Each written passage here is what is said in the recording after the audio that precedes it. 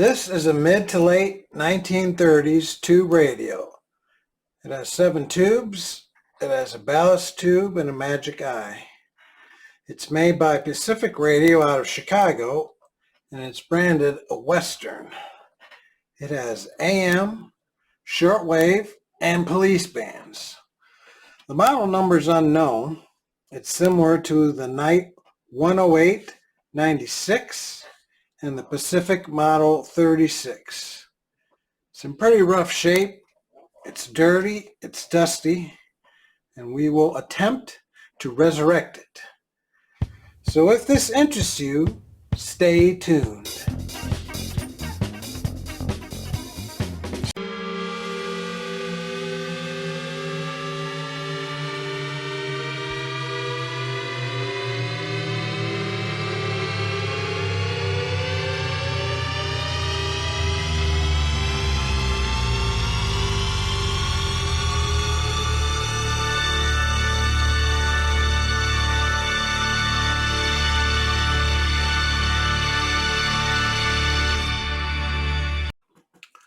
Okay, we got the radio apart. It cleaned up rather nicely, or as nice as it's going to get for being as old and dirty as it is. So I don't think this radio's been powered up in quite some time.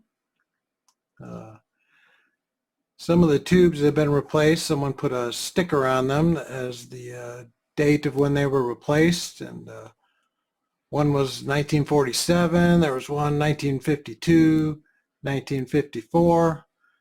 So I don't think it's been powered up in many, many years, well over 50 years. Probably sat in someone's basement or in a garage. So this is going to be fun to get going. Take a look at the underside. So I went through and tested a few of the capacitors and resistors just to see what was going on with one of these cheap Chinese testers. It's quick and handy. But some of the capacitors are open, and we need to replace those. The line cord is getting kind of ratty, so we'll replace that for safety. And I noticed when I got it, the cap is loose on the ballast tube. So this is what the innards of the ballast tube looks like. Just a couple of wire resistors. One tests good, the other tests like 4 mega ohms. So we'll do a diode and resistor replacement for that. So I'll show you how I do that. So we'll do a few things and we'll be back. All right, we're back. We got the 5 capacitors that were open replaced. These are the old ones. What I like about this unit is it's all original except for filter caps were replaced at some point, and the output tube grid capacitor, that's a different kind, but everything else is original. So that's nice, especially when we don't have a good schematic for it. This is the ballast tube replacement, diode, dropping resistor, and then this resistor is 170 ohms. I didn't have it, so I put a 47 and a 120 together. That goes across the shunt resistor across the dial bulb. So Restore Old Radios does a really nice video on how to do that. And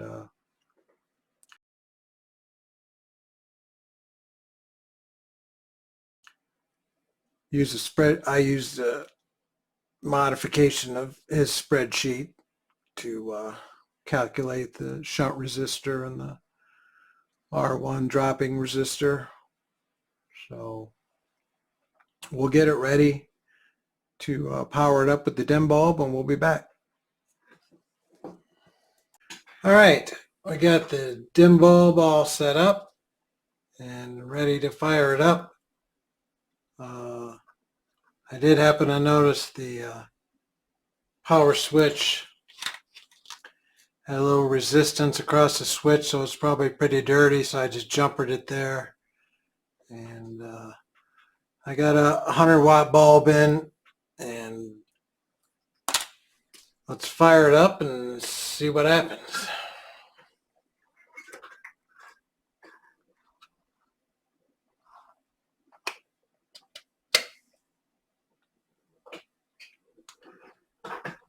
All right.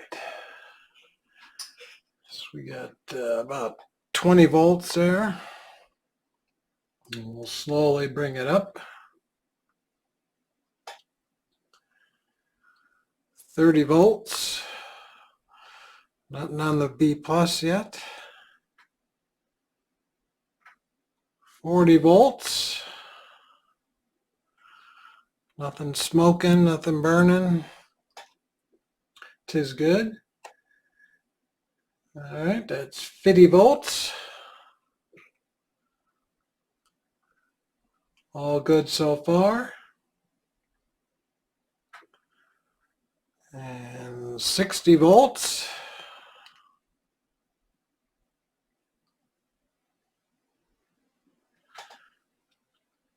$70. Something on the meter.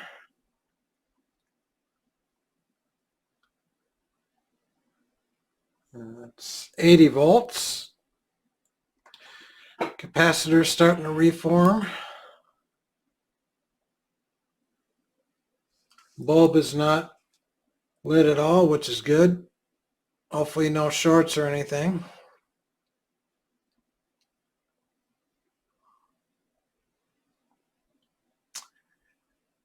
So we're at 80 volts AC. Our B plus coming up to about 25 volts. I don't see anything smoking or catching fire. That's good. It's the first electrons running through this radio probably in 50, 60, 70 years. It's quite amazing when you think about it. All right, let's bump our voltage up to 90. As I said, this is an unknown radio, so there's no precise schematics for it. I did trace all the wires, and I did put a schematic together that's similar to a couple others, but those don't have any voltages marked on them either, so. Oh.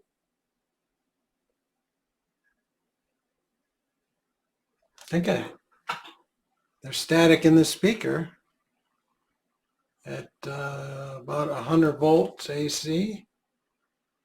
I'll be darned. Ha!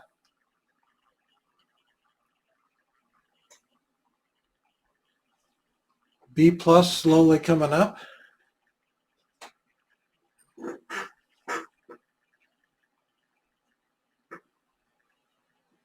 That is unbelievable.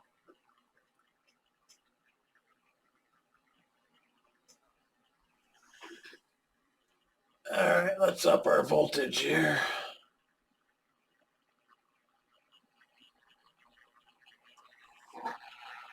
It's 110.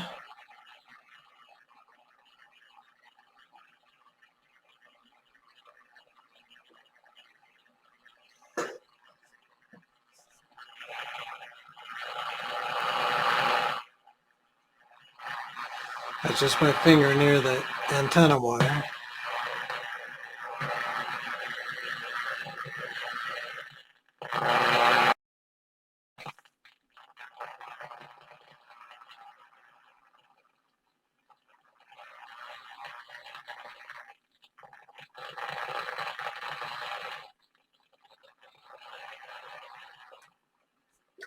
Well, I thought I heard a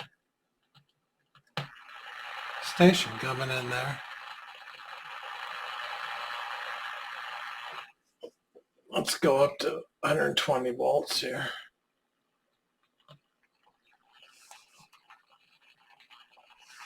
The bulb is lit a little bit.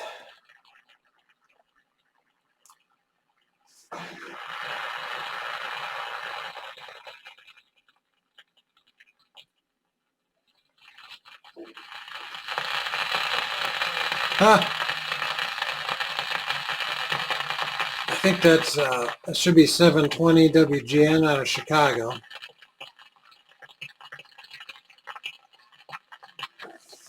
And after many, many years, this crazy radio is actually working with very minimal repairs. I mean,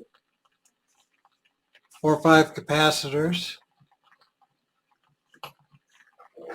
That is remarkable. I think I'm going to put a 200 watt bulb in. Hang on, I'll be right back. All right, I got a 200 watt bulb in. Let's fire it up again.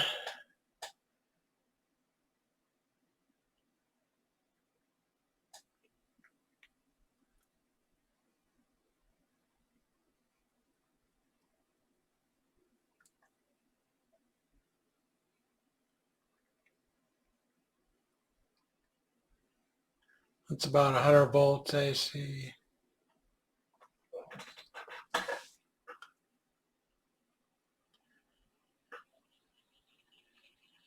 Yeah, she's coming back.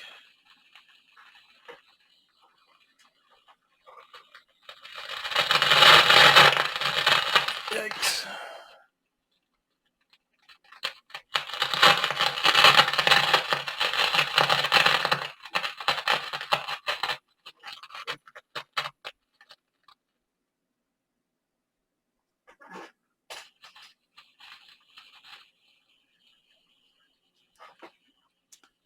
It's static. Probably the capacitors. A lot of old ones in there.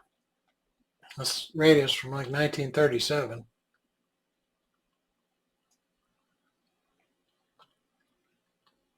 So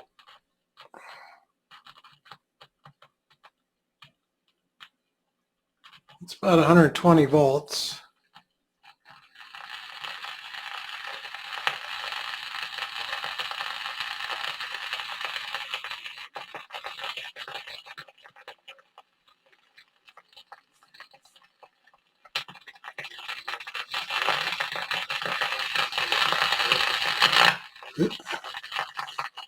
That's pretty sure WGN out of Chicago.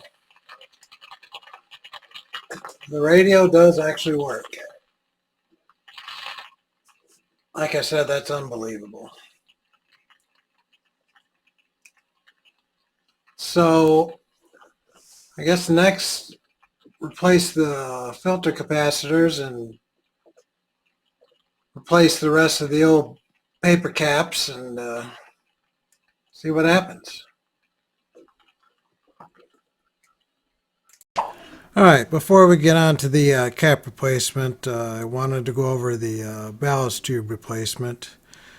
This is a schematic of the original ballast tube, and it used a 135 ohm dropping resistor and a 40 ohm hot, 15 ohm cold shunt resistor. We're going to use a diode with a dropping resistor and shunt resistor. So Restore Old Radios has a great video on how to do this, and I made a spreadsheet similar to his. I know it looks kind of daunting, but it's really not that bad. So you add up the voltages of our bulb, our tubes, and our diode, the voltage drop from our diode, and we calculate that from this formula here using 121.5 line volts, and that's what I use. That's about average of what my line output is. So you add that all up, it comes out to 121.35 volts. We have 121.5 to give. That gives us a leftover voltage of 0.15 volts. And we plug that in over here. So to calculate our dropping resistor based on that 0.15 volts, we take our voltage drop, 0.15 volts, times our current used, 300 milliamps, and that gives us a value of, it's about under an ohm. You probably don't even have to use this if you have a lower line voltage. I just threw it in there for giggles. So now that we have our dropping resistor, we can move on to calculating our shunt resistor for the bulb. So it's a 6.3 volt at 150 milliamps. And another good idea Don at Restore Old Radios has is to use your bulb at 67% capacity. So that would be 4.25 volts, and that has a current draw of 100 milliamps. So we plug that into this formula here. 4.25 volts times 200 milliamps. And incidentally, this 200 milliamp value we get, that's the difference between the 300 milliamp value and the 100 milliamp of the bulb. So that's the difference, 200 milliamps. So that gives us a value of 21 ohms. And for safety and heat dissipation, it uses under a watt. Just multiply that times 4 and use a 3 or 4 watt resistor. So in mine, I used a 15 ohm. The bulb is not used. Well, I mean, it doesn't do anything in my radio. It sits behind the dial. I primarily just use it to let me know that the radio's on so I don't shock myself.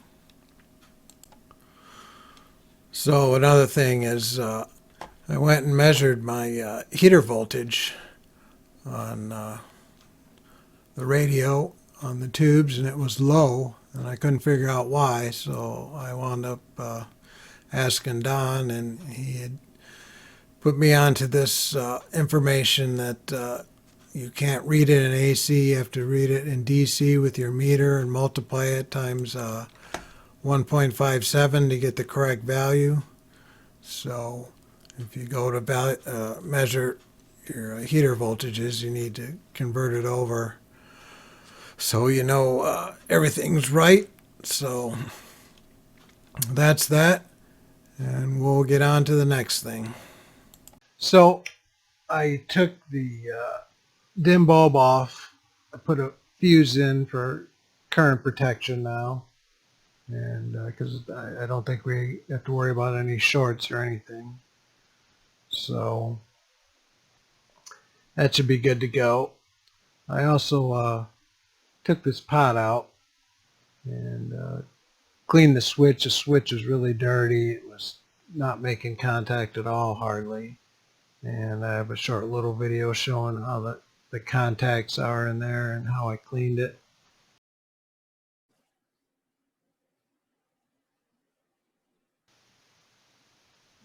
And a real handy thing to have for cleaning stuff like that is these little micro brushes that you can get on Amazon. Get in there and clean the dirt and grime out with a little deoxit, and it works really good. So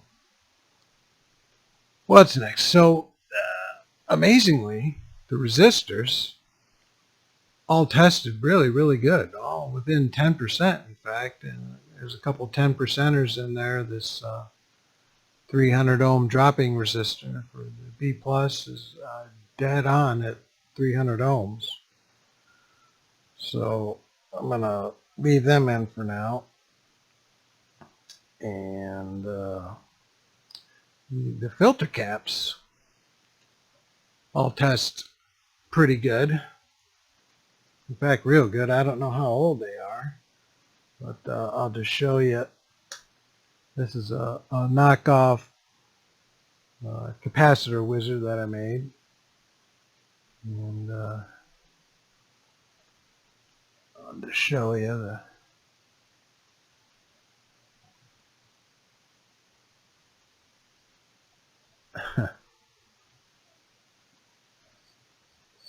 there we go. Under 2. That one's under 2.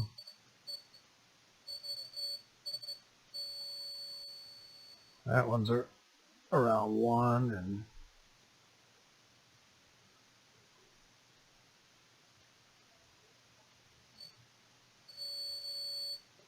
that one's under 1 too. We'll leave the filter caps in for now. I'll be back. All right, welcome back. So it's been about 6 months since I messed with this radio. Not 100% why. I didn't finish it at the time, but I have a sneaking suspicion it was because of the pain of replacing the electrolytics in there.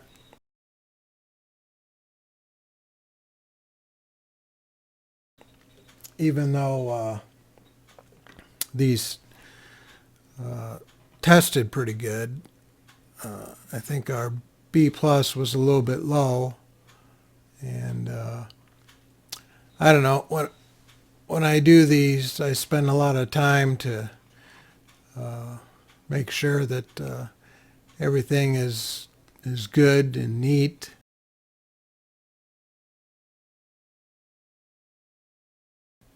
I mean, any monkey can go in there and throw capacitors and whatnot, hodgepodge in there, but I think it's relatively neat. But anyway, our original B plus, if I remember right, was about 110 volts. So, oh, and I think you can see it on the inside there. I got the fuse permanently mounted. So our DC coming out of the rectifier tube is 130 volts, and that's about spot on what it should be. And then it goes across this dropping resistor. Oop. And we got about 125 volts. Like I said earlier, there's no schematic for this exactly. And the ones that are out don't have the voltages on anything. So, and then our, let's see, our plate voltage on the output tube. Let's see, it's pin 1, 2, 1, 2, 3. About 122 volts. And our, let's see, our grid voltage, pin 4, just under 100 volts. I think those are all within acceptable levels. I just looked in the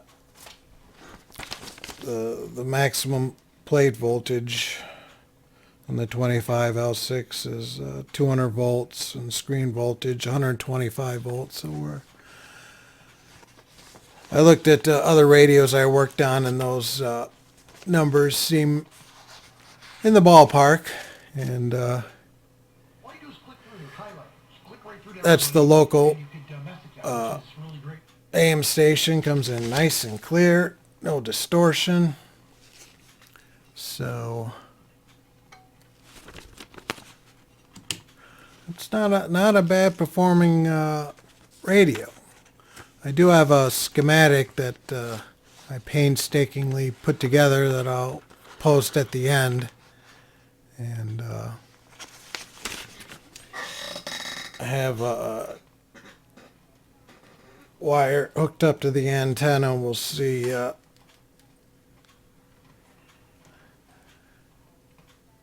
what other stations come in.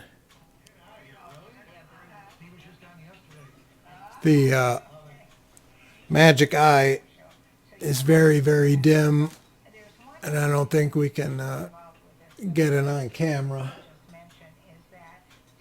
But it does work. So let's see, we got local station.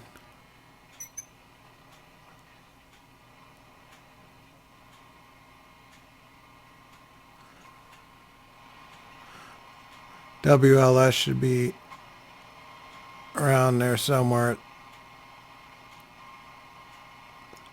This tuning cap is just ridiculous. I mean, just a quarter turn, it just goes crazy.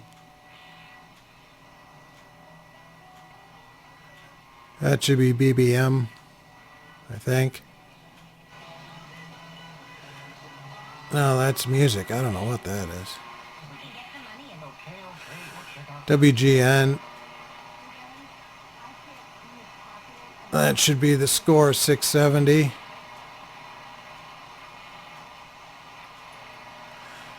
So it's not bad.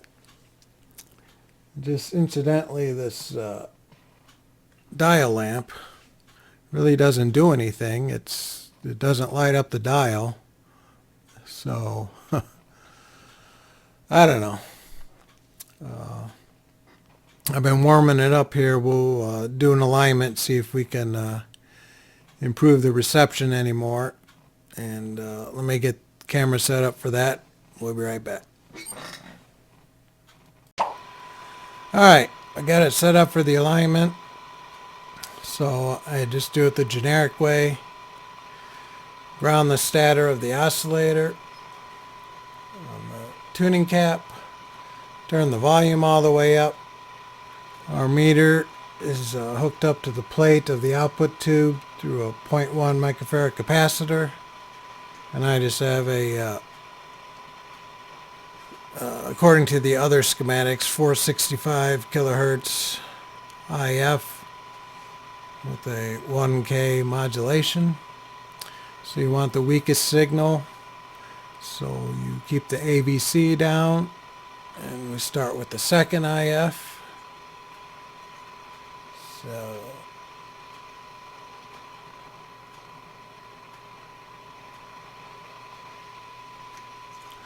I'm going to turn up the signal just a pinch.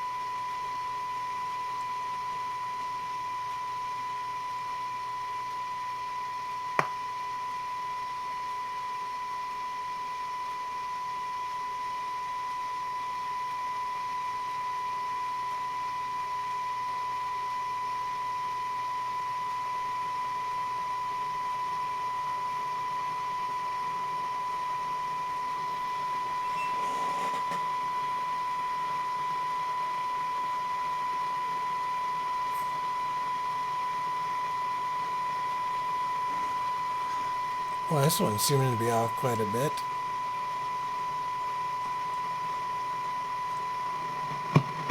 Oop.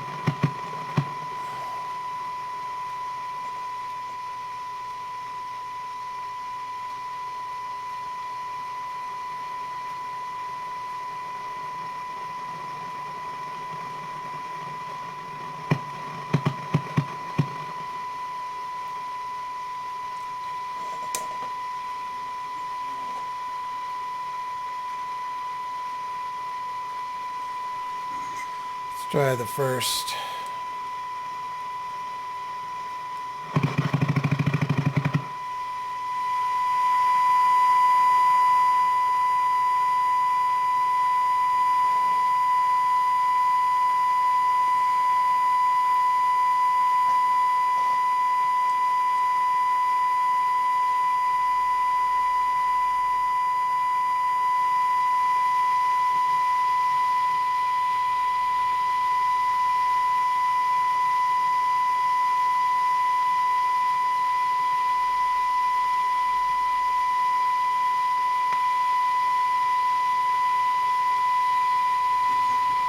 Alright, we'll go back to the second.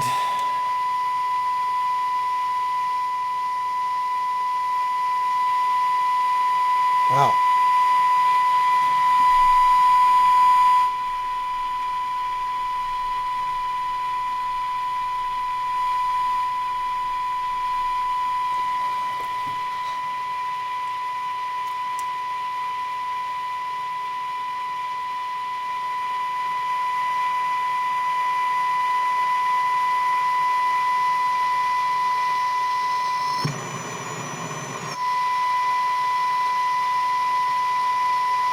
I got a sneaking suspicion there's a tube that is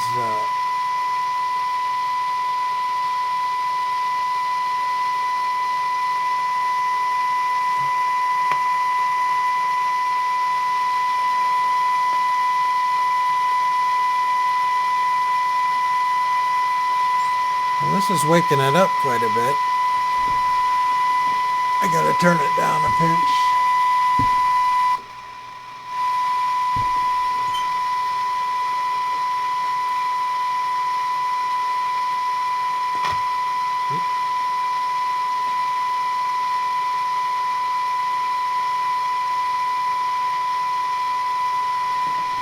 Like I was saying, I think there's another tube, or not another tube, but a tube that is internally arcing that's causing this static. Or not the static, but the pops.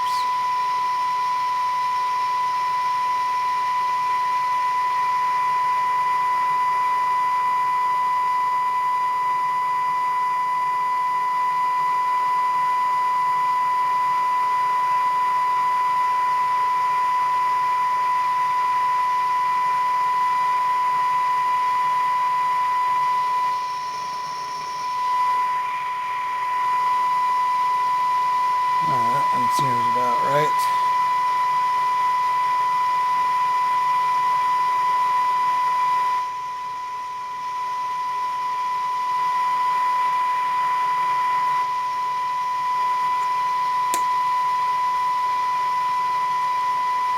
Stupid meter.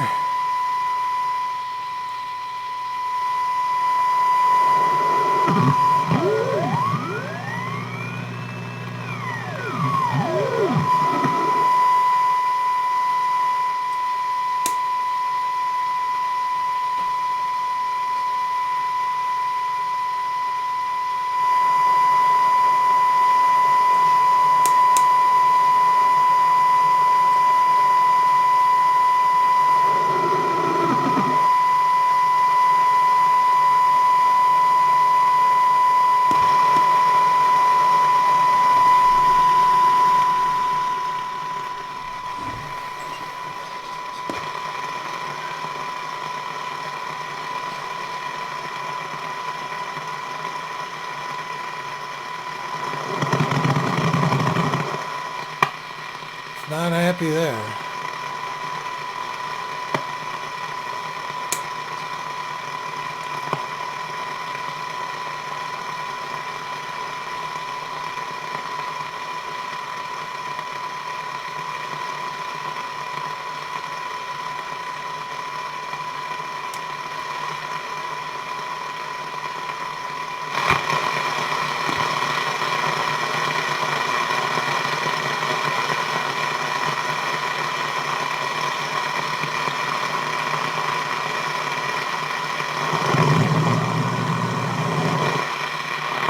What did you do?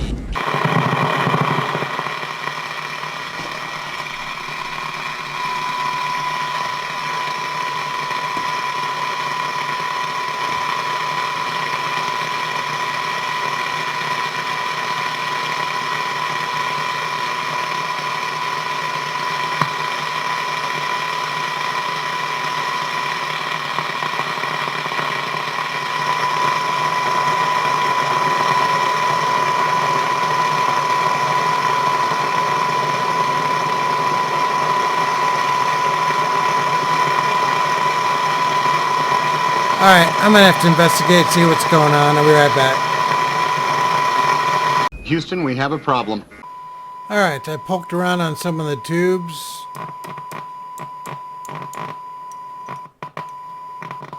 This one seems a little loose in the socket.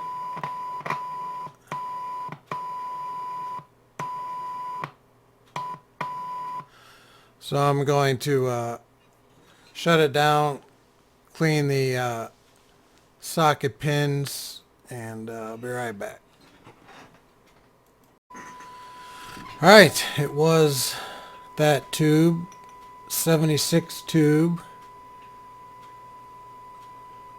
from February 11th, 1949. So a 76-year-old tube. Amazing. And that, let's see.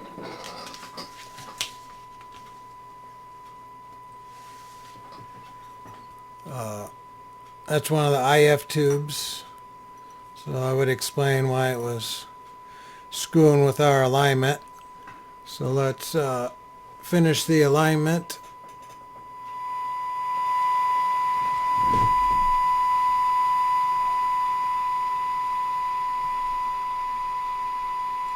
All right. Oop.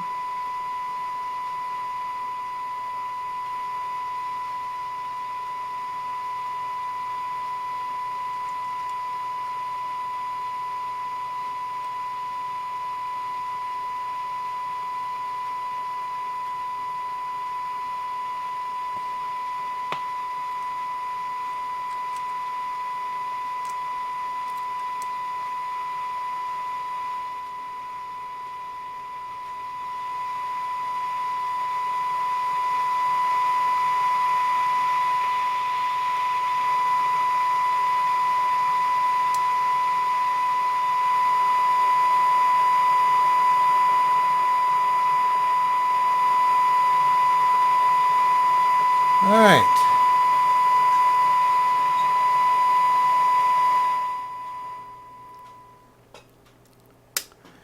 So I left that me struggling through the alignment to hopefully help anyone else that comes across the same situation there.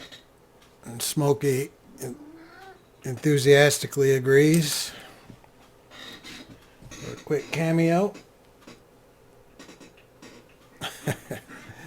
So, yeah, that's 76 tube, and I just happen to have one NOS tube. I think it's the only one I got. So, we'll lay it down and see if our reception's any better. So I'll be right back. All right, let's see what we got here.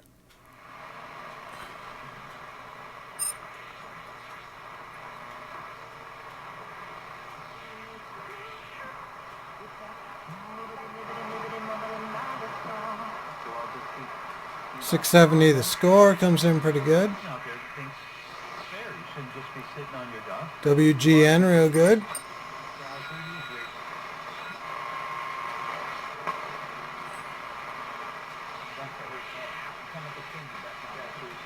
It's WLS.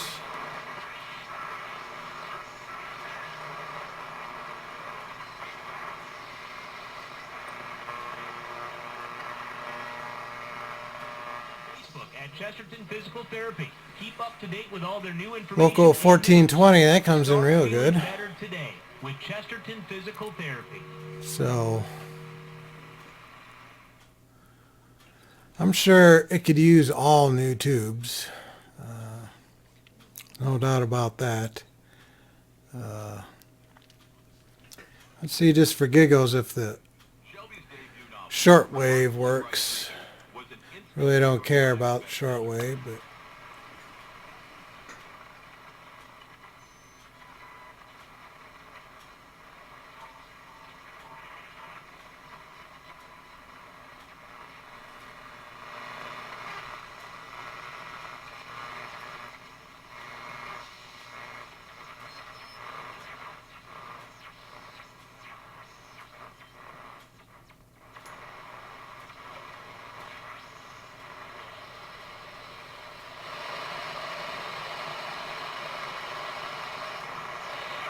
there was something.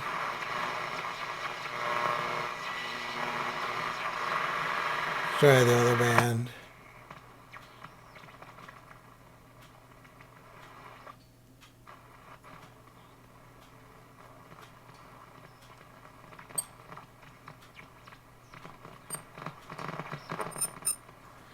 Yeah. No bueno.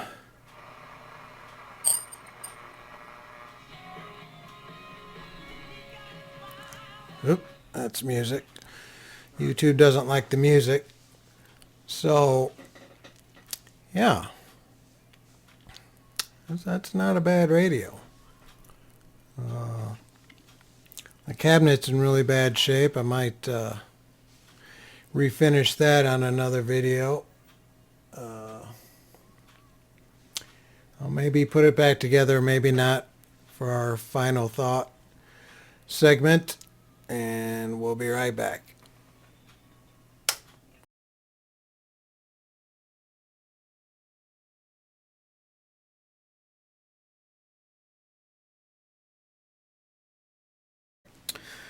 All right, as you can see, I previously posted the schematic I made for this radio.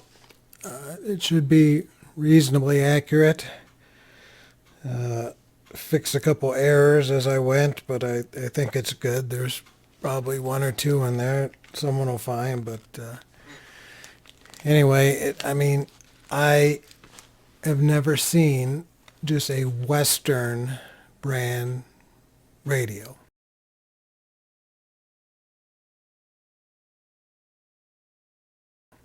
There's like Western Air Patrol, there's Western Electronics. This is just Western on the badge. And I've occasionally looked on eBay and none ever come up. I don't know quite what the deal with this is, but I don't think there were very many of these made. So, as you can see, it's not in the cabinet. I decided, maybe against my better judgment, to try and redo the cabinet. That's definitely not my field of expertise, but neither was electronics a few years ago. Not that it's my expertise now, but you learn as you do. So the condition of the wood, the top is warped.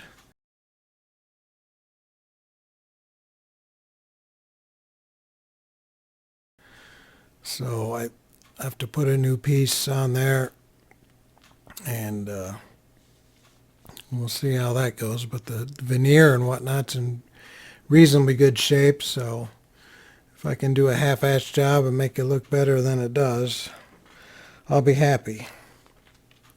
So in summary, we took this really rough radio and made it working again. It was very dirty, lots of stuff wrong with it. We had some open paper caps, but ironically all the dog bone resistors were good. We had to make a ballast tube replacement, clean the power switch, put in a power fuse, new electrolytic caps, 4 of them, and there was a IF tube bad, and I didn't realize this till after I watched the video, a number 76 tube, 76 years later. So how about that? Which it probably could use all new tubes all the way around, but it's good enough for what it is right now. But actually, it's a pretty decent radio. It gets pretty good reception, and I'm pretty pleased with it. So we'll see how it looks with the new cabinet. That'll be a separate video, and hopefully I don't booger that up too much. But